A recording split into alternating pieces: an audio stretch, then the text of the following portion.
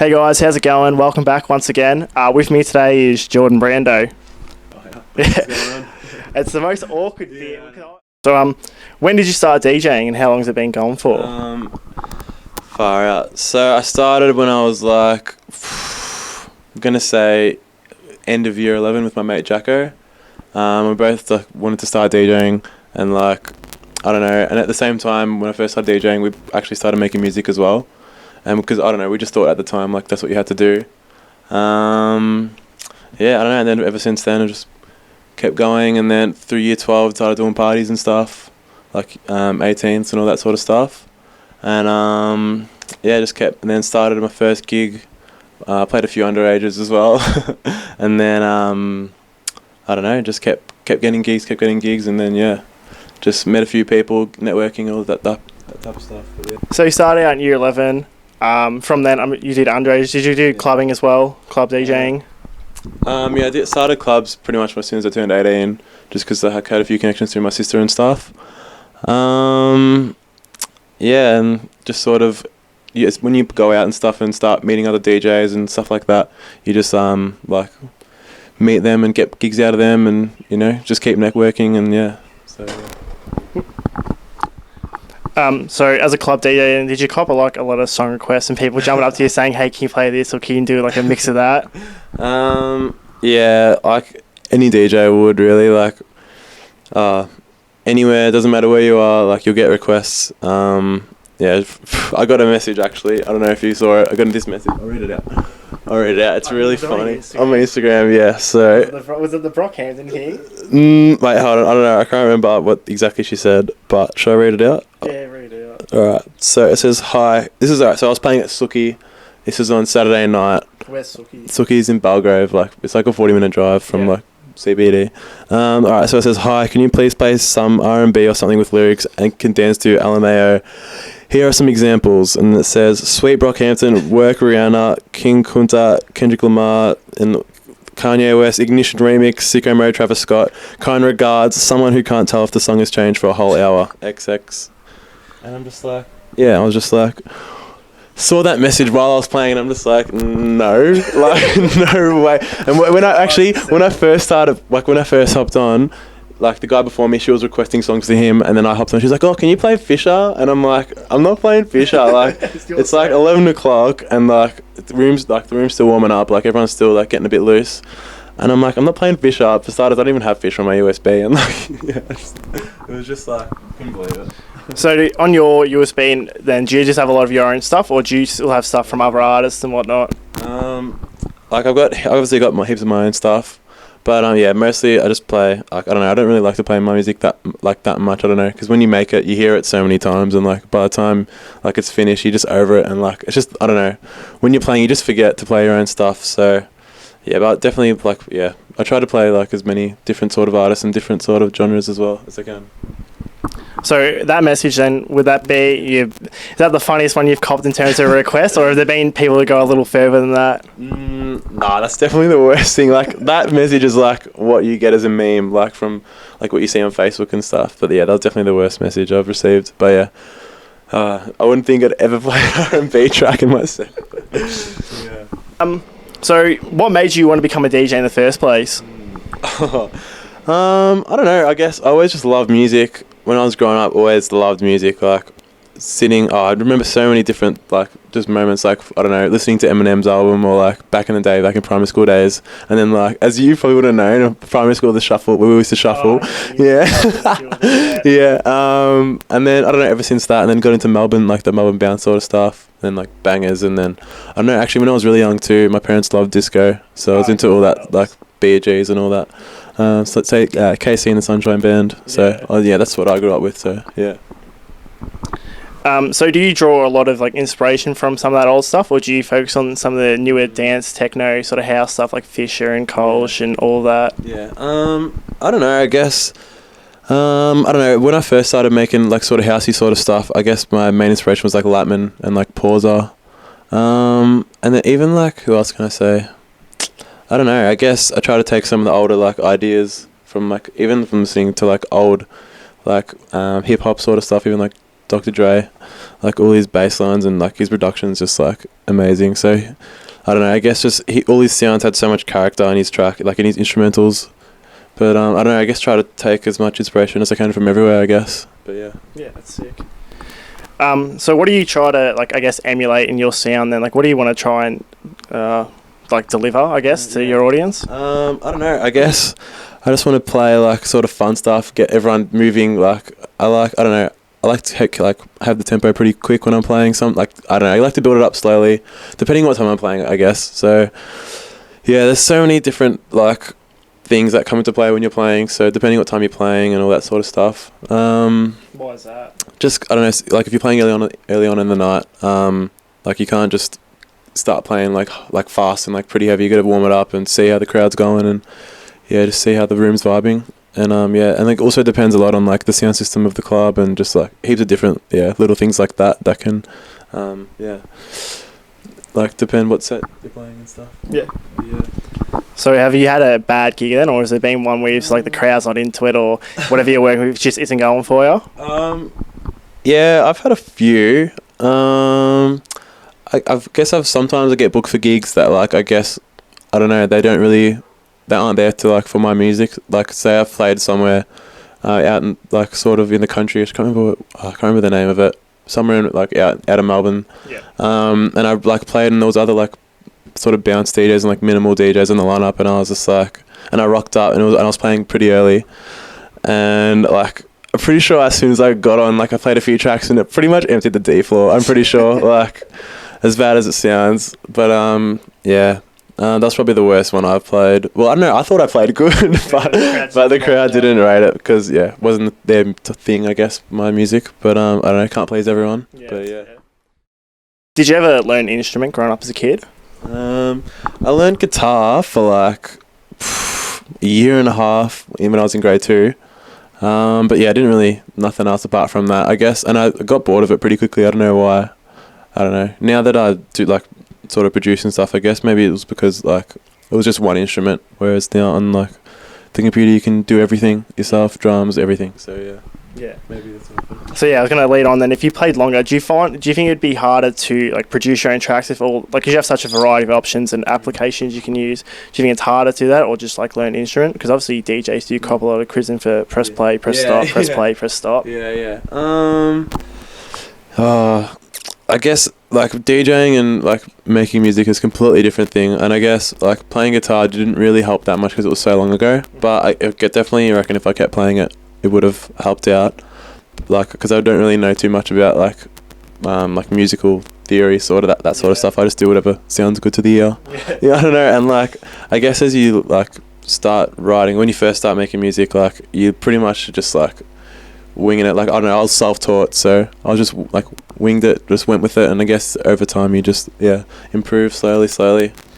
Yeah, and I guess the more time you spend on it, the better you get. So yeah, I don't know, I guess through year 12, through the whole of year 12, even through exams, everything like that, I was just on Ableton, just making tunes, and like my mum would come into like the study and check if I'm studying. I just never was studying. I just couldn't do it. I guess I didn't enjoy studying. I guess I wanted to do what I loved, I guess. So yeah, I definitely wish now that I kept playing guitar for that musical theory, but you don't need it that much, like especially for the genre that I make. Like for housey stuff, you don't really need the musical theory as much.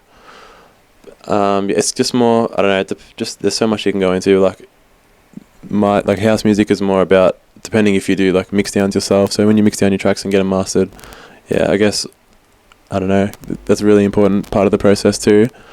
Yeah, there's just so much that goes into it, but I wish I did music though. So have you ever collaborated with an artist at all, or another DJ? Yeah, I actually have. None of them have come out yet though. I just did one with Jackie. He's a guy. He's like pretty big in UK and sort of around the world. Who else?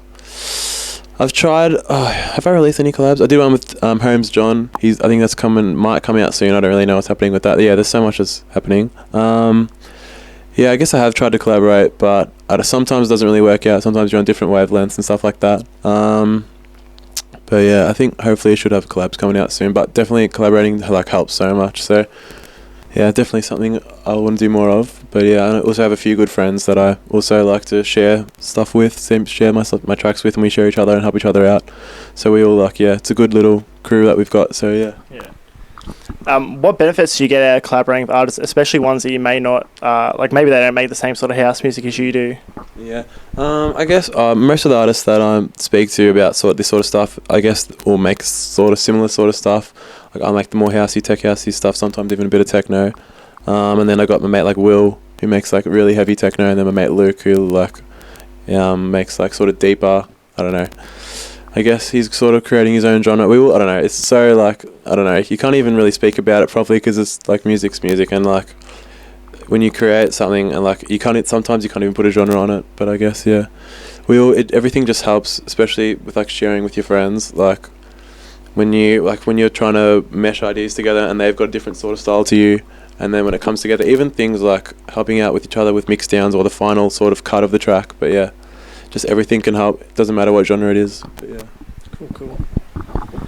So, is there any artists you really, really would like to one day collab with? Yeah, for sure. Like I've big like long shots, but Jamie Jones, Latman. There's to be so many, but yeah, probably, and even Patrick Topping would be sick because he's just in a league of his own, I guess. But yeah. You've met with him before, haven't you? Yeah, I met with him. I played before him at Shed 14 or not, I think it's 14, Shed 14 or Shed 9. I don't know which one it is. And that was a pretty sick night. That was played to like 4,000 people. And yeah, that was just a big night. And yeah, he was just a legend. Just came up, played. He said he looked pretty tired, so he must be tired from like traveling and all that sort of stuff. But yeah, he was a good bloke. But yeah. Nice. So Fisher played recently. Listen out, he played your new song Rockin. Yeah. And how does that make you feel? I mean, it's your newest song. He's had his biggest year to date. Like, you must have a range of emotions running through you. Yeah, well, it actually all started. My Dina Amy, who I'm sort of friends with, she forwarded my stuff onto I think him, and I think my manager did too, Mike, and also got it into the hands of Chris Lake. So they've been playing. They played that for a while before it came out, and then I was actually at Listen Out. My manager was like, you got to come, like, if he plays it, because he was playing it around, like, he played it in, I don't know, like, Spain, I don't know, everywhere. He was playing it everywhere, and even Chris Lake was playing it too, and Mike was like, you got to come to Listen Out, like, if he plays it, like, you want to be there for it, and I'm like, yeah, like, I guess I should, like, because I didn't really plan on going to Listen Out, but, and he's like, come, like, we'll get you a ticket, just come. And I'm like, all right. So I was there, waiting in the crowd. It was like going towards the end of his set, and I'm like, like, he might not play it. I think he played like Losing It as like last, like I thought it was gonna be the last track, and then I heard him bringing it in, and I was like, nah. And then my manager was like, if we hear it coming in, like we got to sprint like to get a good like video for like obviously to post and sort of that sort of stuff. Yeah. So I like as soon as I hear it, like. We look at each other and I'm like, yep, go. We both just run. I run to like the side. I run to the stupidest spot, but he runs like through the crowd, like pushes through everyone, and like you got that good video that was on my because the Fisher set had like when I was there was like everyone was a Fisher. Yeah. There was just no one else. Yeah, I know. Yeah, it was good. It went off too, which was great. But yeah, that was a pretty good moment. But yeah. Yeah, that was actually nuts because like I remember they said it was 15,000 people listening out, but I swear there was like 30, I reckon. It was like it was huge. I realized once I went to Fish, I'm like, oh my god, like, it's like everyone here for this, like that's everyone. So obviously you've done your fair share of gigs now. Obviously you're getting your songs played by Fisher across the globe now. How did your first gig feel? Like what sort of emotions were going through you? First gig? Yeah, your first one. What even was my first gig? I guess like as in club gig. Yeah, club gig. First club gig. And then I guess your first like major. I'll say first like overage like club gig. I played on my 18th birthday at Uptown, which was at Track in Toorak. Yeah. And I don't know, it was just like a little side room. And I was like, I don't know, I guess I was probably would have been nervous at the time. I can't remember now, but yeah, that was like a pretty good feeling. But I guess that sort of just fell into my lap, I guess, because of just my sister was good friends with my manager now. And he got me that gig, and yeah, I guess it's spoiled ever since then. But yeah, and then I guess my next probably biggest set after that would have been, maybe Beyond the Valley, I think. So you played Beyond the Valley. Yeah, I played Beyond the Valley last year. Okay, yeah. that was I'm trying to think if there was anything before that was big. Probably a few day parties before that during the summer. But yeah, that Beyond the Valley gig was pretty big for me. And that, had a ball. So yeah, that was good. So you mentioned earlier you played at, was it Patrick Topping? Is that what it's called, like for the whole day? Yeah. It's a day event thing, yeah? Yeah, it's like a day/night event. Yeah.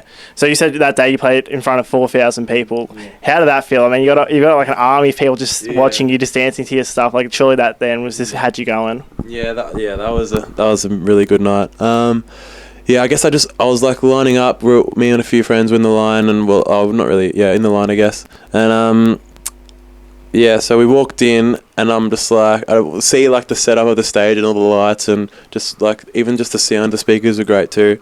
And I walked in, and I was just like, this is like, am I actually playing here? Like, is this actually gonna happen? And then I don't know. I guess like waiting. I think I got there like an hour before my set or something like that. Sussed it out, and like I guess I don't know. I wasn't really that nervous because I'm pretty prepared these days, and like I haven't really been nervous for a while for a set. And I had a few drinks as well, which always eased the nerves. But yeah, that was a pretty good feeling, I guess. And I played Rockin that night, and that went off. It got posted in a few groups and all that sort of stuff. I guess that was just a really good night. It's probably like a pretty big set for me. Like got a few like bit more followers and stuff after that. So yeah, that was a really good night. So would you say then Rockin is your biggest song at the moment, or would you say something you've previously made is still on top of all of that? No, it's probably the biggest track to date. It went to like, I can't even remember. It went to some like 20 something in Beatport charts, and then I got to like I think 14 in ARIA charts, and it got to like top. I think it almost cracked the top 10 on Tracksource. I don't know. It was definitely probably my biggest track. I think it's still in the ARIA charts, actually. I'm not really sure. And then actually I got another track coming out soon in like a few weeks. I don't really know. Early December. I don't know. Will this be out by then? I don't know. Yeah, sweet. That'll be coming out soon. Hopefully that goes. But yeah, you just want the next track that comes out to be your biggest, I guess. But I guess you'll gotta wait and to see what people think when it comes out. Cool. So working with that then, so you've got a new song. Is that going to be just a single, or are you working on a whole album or an EP? What's the plan for that? It's just a single for now, but I'm pretty sure. Yeah, I've got so much music. I've probably got like well over like an album worth of tracks finished, and then on top of like unfinished heaps of unfinished stuff too. So yeah, for now it's just a single, and then hopefully an EP. I don't know, maybe an album. I don't know. I guess I would like to release an album, but I don't know. I guess got to see what's best at the time, and go from there. Yeah. So how do you make decisions on then whether it's the right time to bring out an album or bring out a single? I guess it depends. Sometimes it can depend on what time of year it is. Like if you've got a like sort of summery kind of track, you want to release that just before summer. Just depends what time of year, and like guess how my last release went and that sort of stuff. So yeah, I guess it's just a few little factors, and just talking to my management and the record label, stuff like that. You all just work together and figure out what's best for me. And maybe it's a trade among all artists, but you get really nitpicky when you're making your songs, and you find that you have like you'll be saying this is shit, I'm trashing it, starting all over again. There's so many. It's like sometimes you can like sit down and literally like smash out a track in like a few hours, and you're just like and you're just loving it, and like you just don't stop listening to it. But then that's how you get over it really quickly. But then sometimes you just like sit at your laptop, you're trying to make something, and it's just not really going anywhere. And you just like shut the laptop and just walk away, and just like I need to go, like I need a break because I'm not getting anywhere. I don't know. I guess It depends on the day. It depends on your mood. I don't know. Yeah, I guess. Yeah, so much. So I'd say like so far you're doing really well for yourself. You got a pretty decent following now. What is it, like 5,600 likes on Facebook now? I don't even know. I don't think it's that high on Facebook. I think I've got like it's like 5,000 followers plus on SoundCloud, and then it's like almost 3,000 on Instagram. I don't know. It's not that good, but it's pretty decent. It's a good start. I obviously want to get higher, but yeah. It's a good start. So where would you want to see yourself then in like 5 years and say like this is where I've wanted to be. I've made it. Yeah. Fuck. 5 years from now, I guess I just want to be traveling like just around obviously everywhere, Europe, America, or like even like South America, everywhere really. And yeah, I just want to be able to like make music for a living and not have to do anything else, and yeah, just be make enough money from that and not have to have a real job, and yeah, pretty much, and then I'll be happy. I don't really care what else I'm doing. I just want to be able to do music full time. I guess that's my end goal. But yeah, hopefully in 5 years, like I just want to be playing everywhere, have releases on big labels, and just that sort of stuff. Yeah. Yeah. And you'd probably be well prepared for that. You're on tour at the moment through all of Australia, is that right? Yeah, except for Western Australia. Yeah. So where have you played so far, and where has been the best to play at so far as well? Where have I played? I played up in Maroochydore. I played out in Warrnambool somewhere. I don't know which way it is. Where else? I played at Bloom. Bloom's my favorite place to play, I reckon, because it's like good. Like the crowd's always like just rowdy, and like the sound system's Function One sound system, so it's like just so good to play on. Yeah. And the school's also got really good lights, so yeah, that combo is just like the best. So Bloom's probably my favorite place to play. What have I got? I got tomorrow. I'm flying up to Brisbane to play. I'm playing before Supersan at TBC Club. And then that'll be that'll be good. And then Saturday I'm flying to Adelaide to play there at Electric Circus. So that's a good show there. And then back to Melbourne. And actually I'm playing tonight too. I'm playing at Track where my first set was. My first club set was. Where else I got to go? And then I'm on the 1st of December. I'm playing up at Chinese Laundry in Sydney. Yeah. And then I think 2 weeks after that, I'm playing at Proud Mary's in Central Coast, and then in between that, I've got like a petting zoo. Playing at, I don't know if I'm allowed to say, but I'm playing at Elro as well in Melbourne. And yeah, just a few other little day parties and a few other little gigs around there. But yeah. Yeah, you're pretty full on for the rest of the year. And then you top all that up with BTV at the end. Yeah. So this is your second BTV then. Are you still just as excited as you were for the first one? Yeah. Yeah, definitely. Well, this one I've got probably better set time. The first set I actually opened up the dance tent on, I think it was the second day, and first started out and there was like pretty much not many people, like pretty much no one there. 1 o'clock or something? I think it was, I don't know, 2 o'clock or 1 o'clock in the afternoon or something. And there was like no one there, and then by the end of the set, like it was like almost full, the dance tent, so that was good. Yeah. And then so this year I'm pretty keen, like better set time, and like I've got a bit more of a following too, so yeah, really looking forward to it. Hopefully going to test out some new tracks too of mine, so yeah. Some exciting stuff coming up then. So before gigging stuff, do you have any like little rituals or gimmicks that just help you get in the mood, get in the vibe for it all, or do you just go out there, just a couple drinks and you're ready to rock? Well, actually these days I'm usually driving to my gigs, depending if it's like, in Melbourne I definitely usually drive, depending if it's like, if I've got a lot of mates coming then I'll probably have a few drinks, but usually I drive. Yeah, I might like smoke before, like quick jozzer or something. Yeah. Like I don't know, it depends how I'm feeling. If it's a late night one, I usually just drive and like just chill. But yeah, nothing really. I don't know. I just like to listen to music on the way and get a bit in the zone. Yeah, sometimes you're just really tired and I don't know. You just gotta force yourself to get in that zone. But yeah, usually after like the first like 1 or 2 tracks, you just like it's just I guess it's sort of become a bit like second nature at the moment. So. Yeah, I don't really have any rituals, to be honest. I don't know, like always a feed after though. Yeah. Always get a nice feed. Nothing really special. And who would you say your biggest supporters are for all this, like friends, family, even your management? Obviously, it seems like you're very close with your manager Mike. So, who would you say are your biggest fans and supporters? Yeah, well, definitely my sister and my close friends. I don't know, just everyone really. Like, I get messages on like Instagram and like Facebook and stuff. Just so much support from everyone.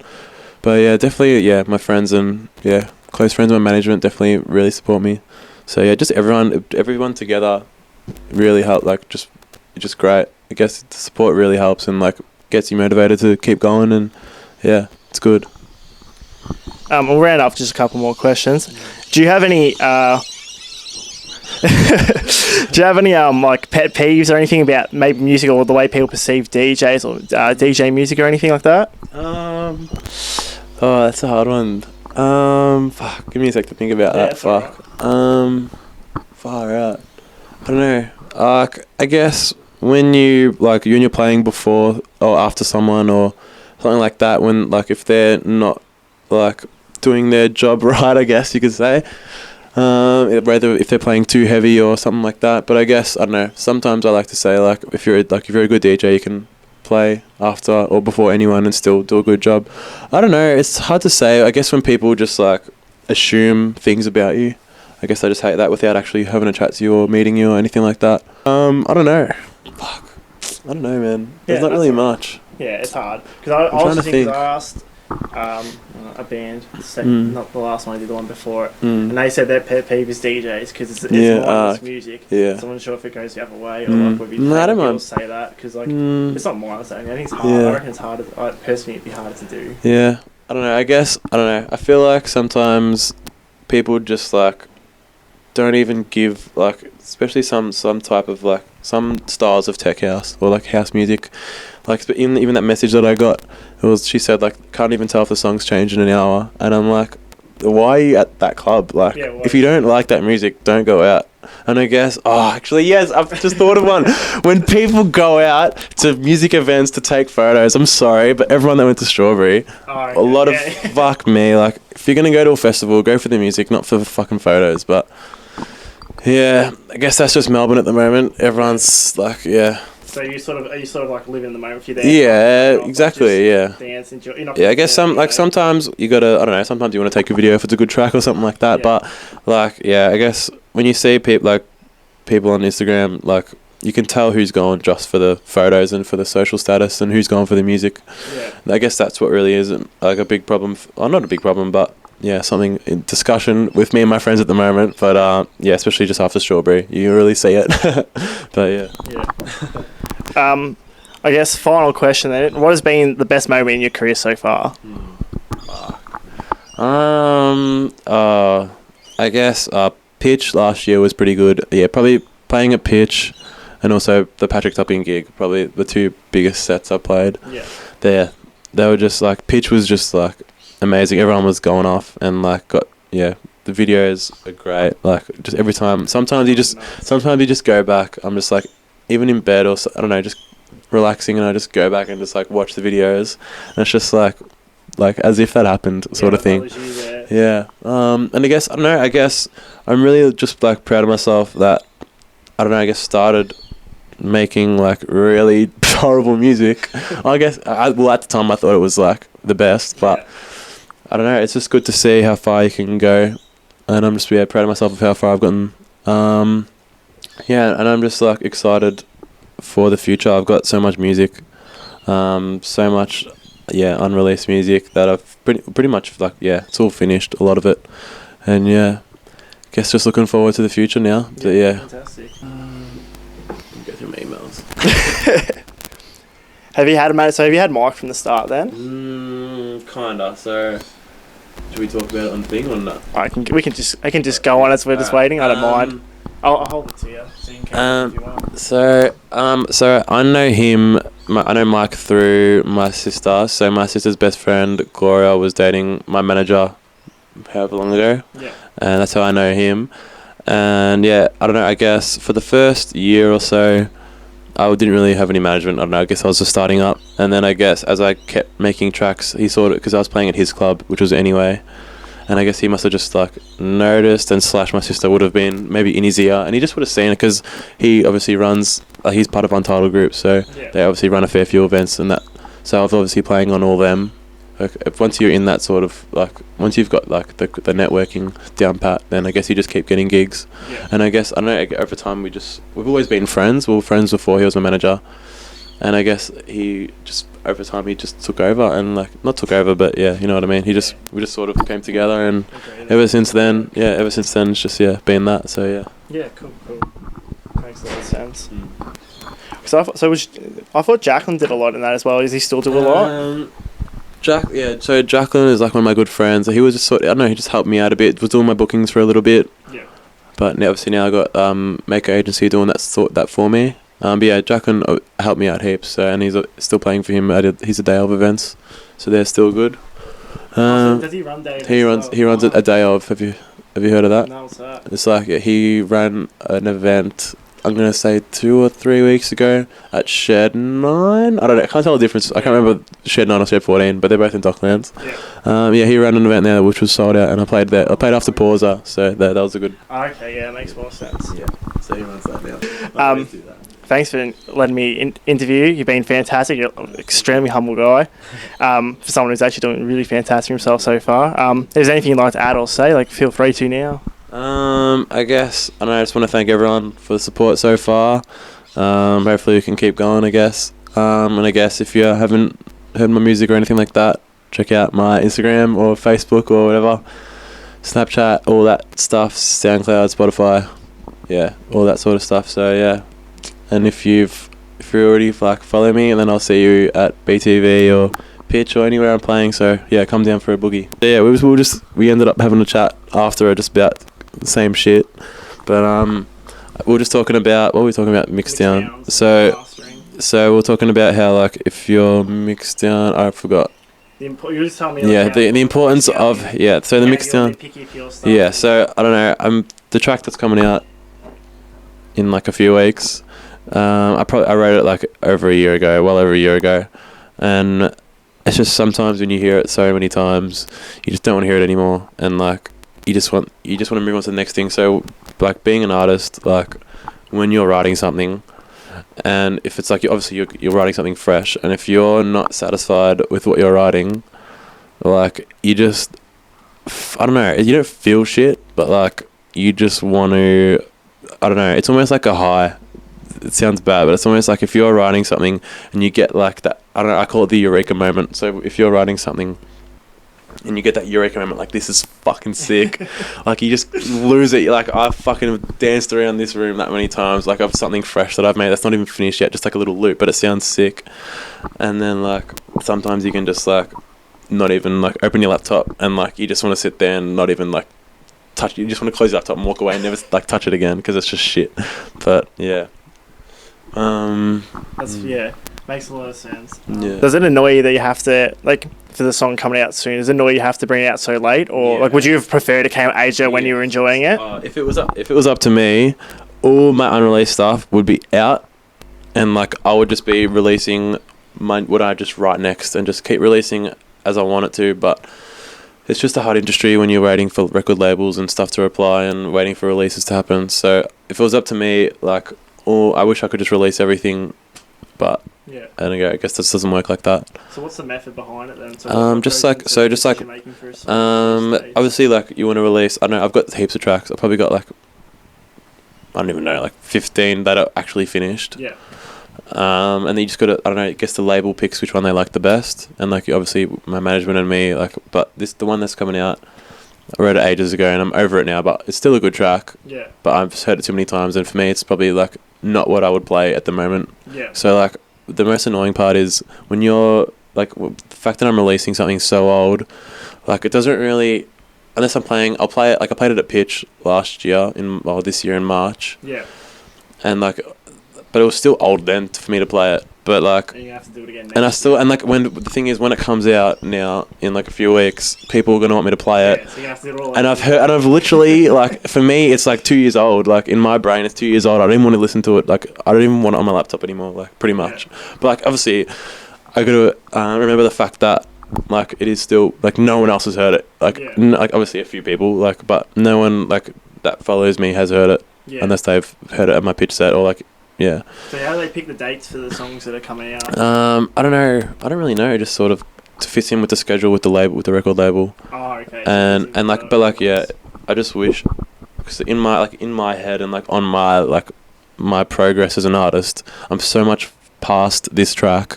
It's actually yeah. So I've got I just wish I could release my newest stuff, so people knew.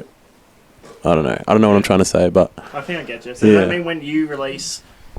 Yeah. So that mean when you release what you do actually have in store at the moment, it's going to feel like a massive jump from where you start, from your last track release to where you are releasing now. Yeah. So if I could if I released my newest track now instead of my oldest sort of stuff, you would be able I can hear the difference of that I've improved as a producer. Yeah. Whereas people that are hearing that track that I made a year and a half ago, listening to it now, they would think that that's where I'm at the moment. You know what I mean? Whereas I feel like I'm a lot past that. Okay, But yeah. yeah. So yeah, it's a really like being a producer and like being an artist, I guess, is just like it's such a mental game. Like with yourself, even like I don't know. It's so like so many different things conflict, but yeah, at the end of the day, like it is what I'm trying to do as a career. So I gotta do what's best gotta make the best business decision. So yeah. Could you see that then? Like it might be like maybe too deep, maybe be beyond you at this stage. Because you see why people like Avicii did have like all those really sad thoughts. Like obviously the guy loved making his music, he loved what he did, but at the end of the day, like it was almost all too much for him. Yeah, like I guess I don't know. I haven't really experienced it too much, but I think traveling and like going to heaps of different places and like meeting heaps of different people and like people want you to party and like get fucked and like all that sort of stuff. But I guess at the end of the day, like your health's the most important thing. So I don't know. I guess I'll say like this weekend is probably the biggest like weekend of touring that I'll have we'll have had so far, which is it's only two places and just in Australia too. So like I don't know, went to dinner with Matt Sassari. I don't know, you probably wouldn't know Matt Sassari, but he's like pretty big. He's like touring everywhere, and like I was having to chat to him, and like he literally flew to Australia from France to play for 2 days. He played in Melbourne. I warmed up for him. I played in Melbourne, and then he flew that night to play in Sydney, and then all the way back to France the day after. He said to me that his like holiday time is when he's actually at home. Like that's when he feels like he's on holidays when he's at home. So he doesn't get to spend any time. So he doesn't spend any time just chilling out while he's touring. Is that because management pay for like flights and stuff? So sometimes so. Like sometimes you have to pay for your own flights. Depends what type of deal it is. If it's like a landed deal, then they'll pay for your flights. But if it's not landed, then you'll have to pay for your own. But like they'll sort of incorporate those costs into the overall fee anyway. Yeah. Okay. It's just like there's a lot of things that go into like being an artist, I guess. And I guess you just have to like take it all as it comes. Take it all as it comes. And yeah. It's just so much that goes into it that people are not really familiar with or anything like that. So yeah, I don't know. I guess I'll say what it is after this weekend because I'm flying to Brisbane tomorrow and then Adelaide and then back to Melbourne. So yeah. We'll see. So how many hours do you spend making music, playing music, traveling to play music then throughout a week? Well, lately, probably in the last couple of months, I've been a bit quiet making music just because I've been, I don't know, just a few different things that I've had to like deal with, and even just with work and stuff too.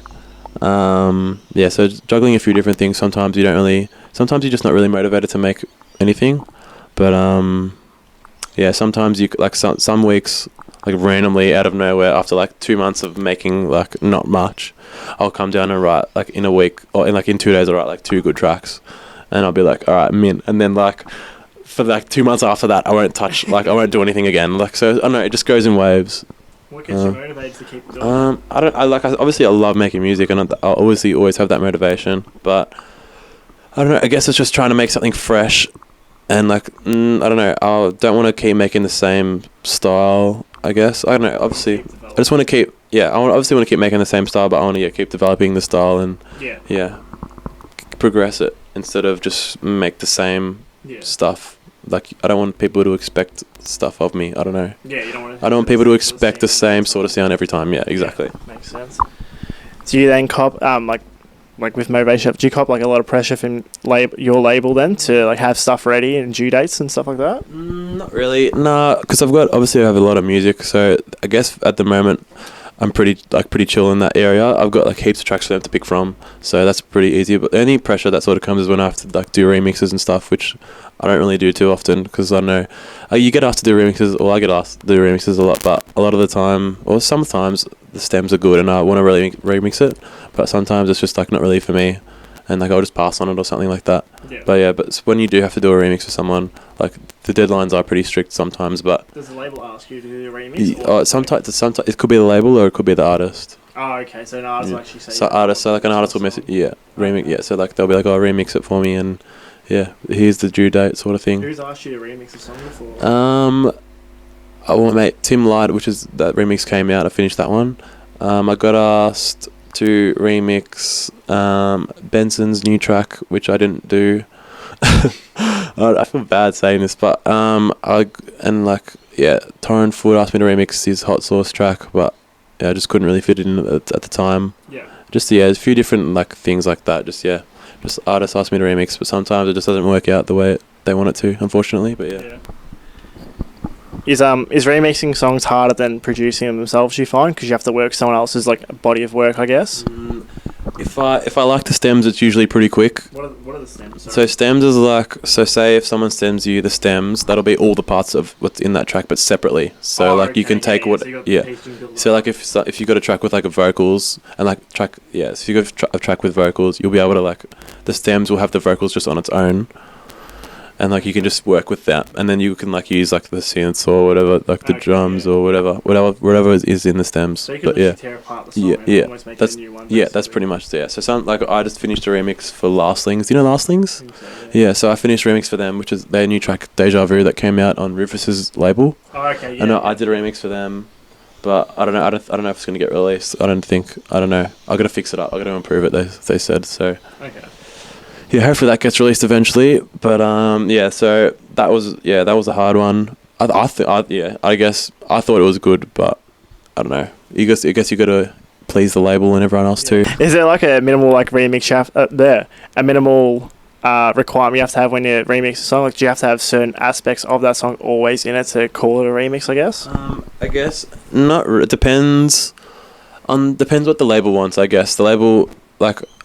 I thought my remix was great, but they said sometimes they'll say like, oh, you need more of the original in there, because sometimes if you completely change it and that's not what the label wants, then you gotta sort of abide by what they want, because otherwise they won't release it. So okay, makes a lot of sense. I don't know, DJing just sounds fucking full on. It sounds really full on. It's just like it's more like I don't feel the pressures as much like from outside. Yeah, from like peers. From like just in, I don't really feel that sort of pressure, but it's more myself trying to like please myself, I guess. Yeah. And like be satisfied with what I'm doing and with what I'm making. Yeah. I guess, because if you're satisfied, I don't know, I've always just wanted to enjoy what I'm making, because if you're not, then what's the point? I feel like. But yeah, that's probably the hardest part about being an artist, is just like pleasing yourself, I guess. Because at the end of the day, if it's your passion, then you just want to love what you're doing. So yeah. So how do you take it then when, say, for like the remix you're talking about for Last Things, that you really enjoyed it and they said like, this is not what we want? Like, how does that make you feel? Because obviously what you've made is probably what you want to end up releasing, but they don't like it. I guess people, I can't really, not much really to say about it, I guess. Some people have different tastes in music, some people want different things with their, like your remixes and stuff like that. Yeah. So can't really argue, I guess. It's what it wasn't necessarily the Last Things because they enjoyed it, but the remix, but just the label that wanted it to be improved. The label wanted it to be a bit different, but I guess. So you don't feel conflicted that like you've made something you really I enjoy it. Like I would probably play it in my set. Like I'd play it. I've got the option to play it in my set. I just don't have the option if it gets released or not. Yeah. But I guess my management has pushed me to try and improve it so it does get released, because it'd be great to be released on Rufus's new label and for Last Things, because my manager Mike also manages Last Things too, so that's how I got that connection. But it would be really good to get that released, but I guess we'll have to wait and see what happens. Yeah, cool. Yeah, when you have a gig that's like late, like 2:30 after Green Velvet, do you like sleep beforehand, or do you just stay up the whole night and just cop it on the next day? Well, for that one, because I was playing at Suki, I played at Suki before, so I was at Green Velvet the day party. I was there, I wasn't playing, I just went but I drove there. Yeah. But I wish I didn't go because I was so tired, so I had to drive straight from there to Suki, and I started at 11, played till 1, and then had to go straight from there and be at XE at 2:30 to play after Green Velvet. But I'm get sweaty as during my sets, so I literally bring a change of clothes for after my sets, because otherwise I just feel gross. And like after XE, I literally like got to my car and I was that wet, like from sweat, and just because that XE in the booth is just like an actual hot box, like it's so fucked. But so I literally got to my car and stripped my clothes off, literally took off my pants and just drove home like with no pants on, and like and I changed my t-shirt too. But I guess sometimes after like in between gigs, like driving from Suki to XE, I was like fuck, like how am I gonna do this? Like I'm so tired, and especially because I had that big day at the day party. So yes, I don't know. I guess I'll have to see this weekend because got Brisbane and Adelaide. I got to try and sleep at some point. Yeah. What's the latest time you've had to start a set at? Latest time, like sometimes when I've played at Revs, like sometimes I'd even start at 10:30 in the morning, which I did. Like I slept before. I had a good sleep and woke up at a normal time, so that was good. But sometimes when I even play at Circus, sometimes I've played at like 5 or 6, which isn't. What do you do then? Do you just sort of time where you depends on the night. So if I've got no gigs before that, I'll probably sleep. Like one time, so they booked me and told me my set time, and I was like, all right, sweet. And then and then in the group, so they send out an inbox on Facebook with all the DJs playing that night, and then just send the set times there, so everyone knows who's playing when. And then I didn't even check that because I thought, I already know my time. It's all good. I randomly woke up, like, don't know why, I just woke up in the middle of the night because I think my alarm might have gone off. I don't really know, just to get ready. Yeah. And I checked that inbox because there was a few messages in there, and then I look at the set times, and I think it was like 2:30, and it said my name like, playing 2 till 3, and I'm like, oh fuck. So I literally got in my car, fucking got there, I think I played like 20 minutes or something like that. But you fucked up. Yeah, fucked up. I think I haven't missed many sets in so far, but I think I've cancelled like one just because couldn't make it. Yeah. Sometimes it's just like, out of your hands. So I've had to cancel one set or maybe two, but they were early days. But I haven't cancelled anything. I don't really like to cancel. I don't know. Yeah, feel bad. Obviously it's a job too, and I want to get paid. Nah, but like, I don't know. I don't like to cancel. But I love playing, so I always want to try and get there and play. Yeah. So does that mean the set times for BTV? Yeah. Is New Year's going to be like? Yeah. Because I'll put it this way: for the last 2 years at Falls, which is what I've gone to, the first year at Falls we had the main act was the Avalanches, and they're good and all, but the set was shit out. It was so bad. It was so awful. Yeah. And last year's set they had Run the Jewels and they had Wax Motif on at the same time. I don't know if you've heard Wax Motif, but Wax Motif are fucking sick, and they had a huge set, but they weren't the main act. So does BTV have something like you have to say who it is? I'm assuming you can't, but do they have something good in store for the turn into the new year? I'm honestly not too sure. Like I could end up playing like with Fisher and Dom, like I did at Prince. So you do the set together, sort of? Yeah, I think we'll end up, I don't know, hopefully, I don't really know what's happening, I haven't heard anything, but hopefully if we're all together at some point in the night, we'll try and hop on somewhere in the dance tent or something. I don't know, because we did at Prince, me, Dom and Fisher, which was really good fun. Yeah. So how's that work? You three just jump on it? Well, I was there, because I was meant to be playing after Fisher anyway at Prince. Yeah. And then I saw Dom go up, and then I think he went on the mic, was like, we're going to play back to back for a bit. And then I was like, oh, fuck yeah, I'm going up too. I didn't give a fuck.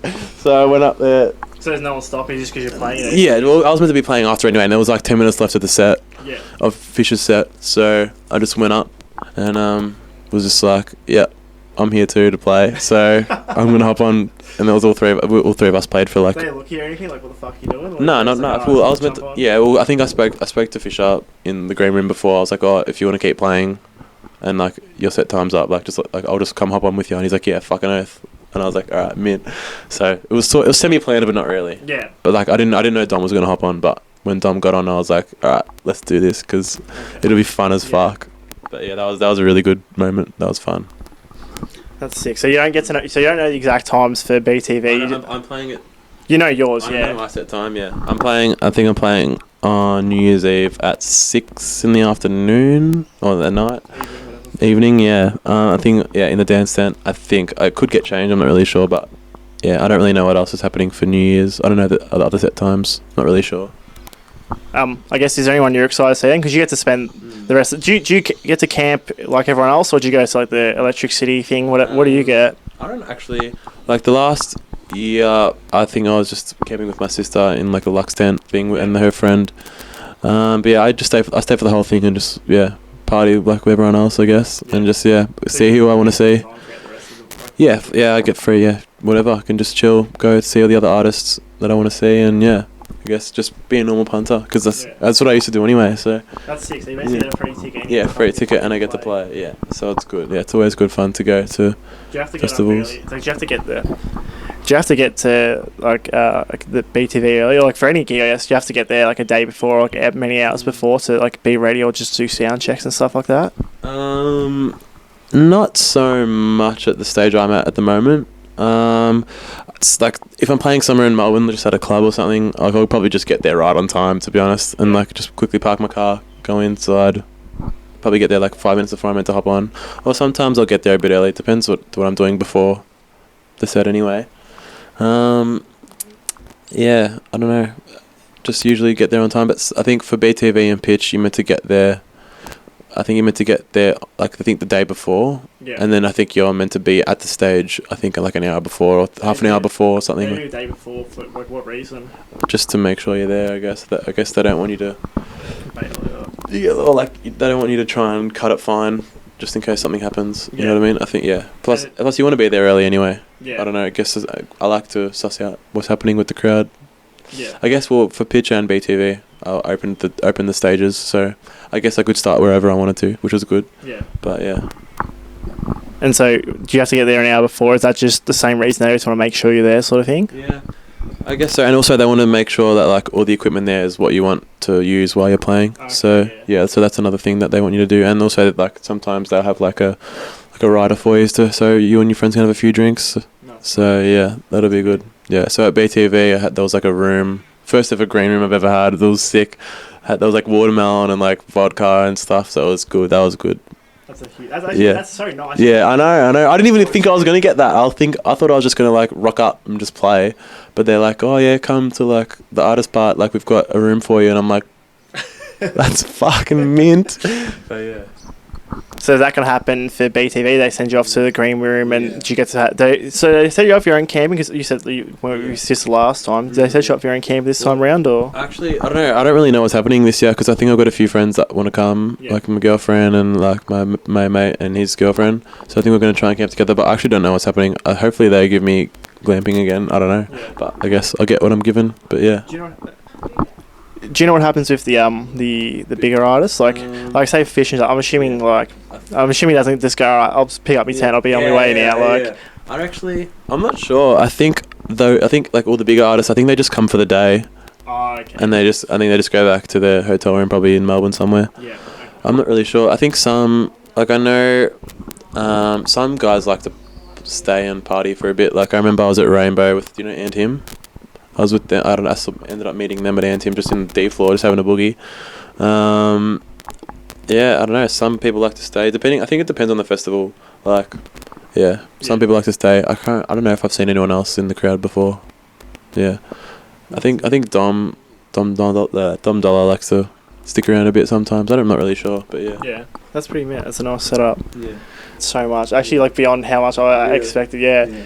Because I never know. When I go into them, I always tell you as, because I'm like, especially because, like, I haven't seen you in years. So I don't know what you like anymore. Yeah, exactly. So like, I could be a fucking cunt. That's what I mean. Like, you can be a dick. Like, I remember, like, I have like a little book and I have like names of people I want to interview or like at least ask. And I wrote your name and I'm like, all right, I'll ask him. And I'm like, I'm like, I can't ask him. Like, he's got a decent following. He's probably gonna be like, dude, you got like 50 last year. Nah. Like, fuck that. Nah. I'm like, in my head, like, it's fair. But like, damn, I just like hope he's not a cunt. When he said yes, I'm like, cool. Yeah. And now I hope he's not a cunt when I interview him. No, but yeah.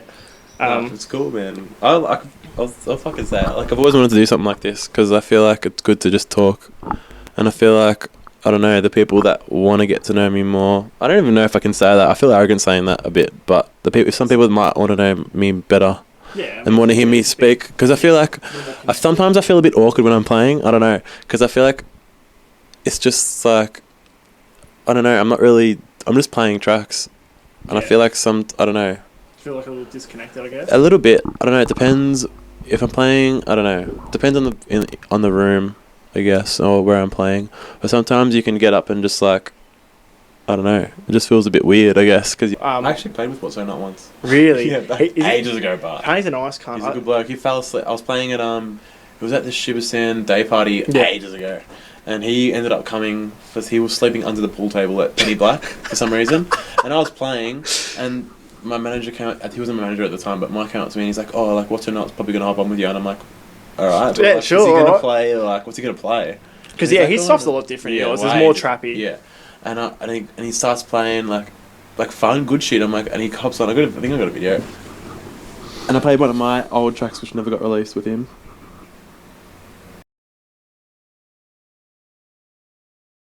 Two hours later.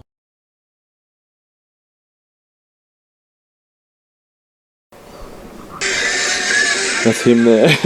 And he was just playing like he ended up playing, you know, Out My Bitch? Yeah. He played that and I was like, you're a sick cunt, bro. But yeah. And this is when I was like, what was this? 2016, December 2016. It's So fucking what's almost, that? almost 2 Almost 2 years ago.